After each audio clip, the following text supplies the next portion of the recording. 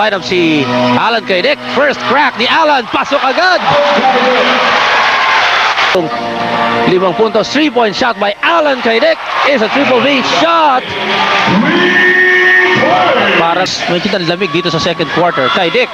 Easy yung kanyang basket. Finally, dahil si Alan, yung mga tira niya, panay sa labas na kinuha. At Santa Lucia, mamaya po, Gordon's Gin at saka Alaska Milk. Samantala, itong si Alan Kaidik, first basket. Ayun, memorable sa amin ni Rado yun. Samantala, itong si Alan Kaidik, 4 points dito sa... Nako, talagang pabor na pabor sa kanya. You see, again, the numbers on rebounds. Patuloy pa rin ang advantage ng Santa Lucia. Talagang San Miguel. Alan Kaidik against Francisco.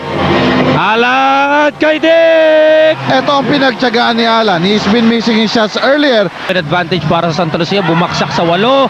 Alan Kaidik buries a 3-point shot. The lead is down to 587.